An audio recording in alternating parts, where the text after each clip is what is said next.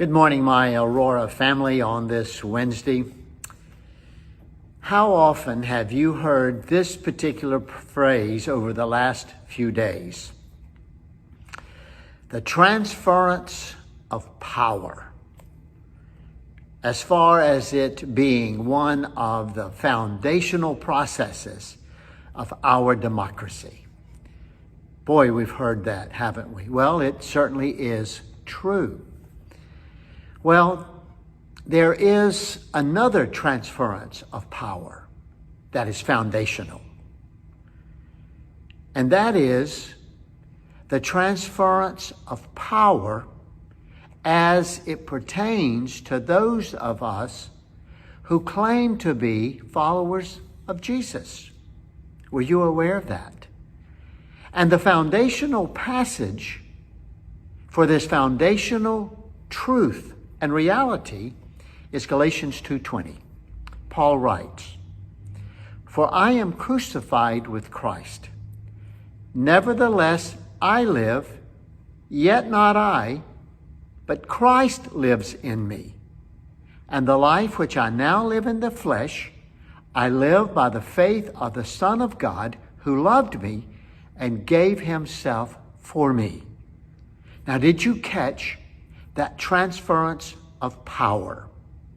See, mysteriously, majestically, and I don't fully understand how this transpired, how this happened, but we choose to believe by faith that when Jesus died on the cross, that we died with him.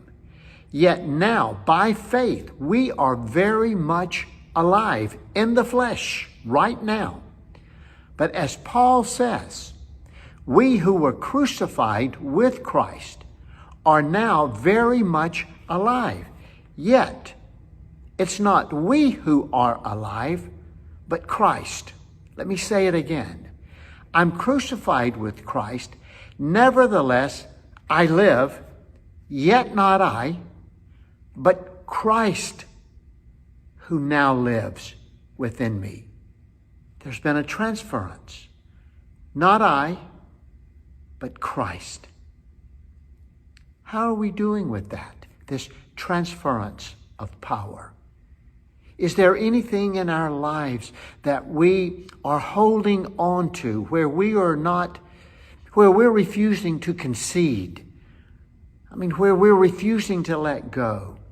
A hurt, a betrayal, something that we just won't move beyond. This transference of power. Not I, but Christ. The image really is that when people look at us, they don't see us, they see Christ. Not I, but Christ. Wow. What a transference of power. That's something that I want us to think about today. I want to walk in that reality today, don't you? This coming Lord's Day, if he permits, we're going to be back in 1 Thessalonians chapter 5, verses 1 through 11, and we're going to be looking at that wonderful phrase about the day of the Lord and where it comes like a thief in the night. But we might be surprised that really isn't Paul's emphasis, even though we certainly have made it the emphasis. People love to talk about it. But the emphasis in that particular text, as for me, has to do with how we live in the present as we anticipate the coming of the Lord.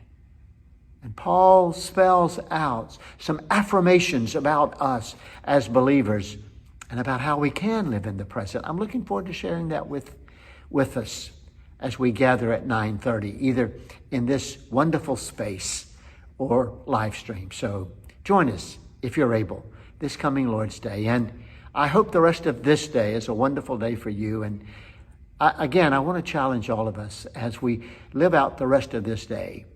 Live in the awareness of this transference of power of not I, but Christ. Bless you on this Wednesday.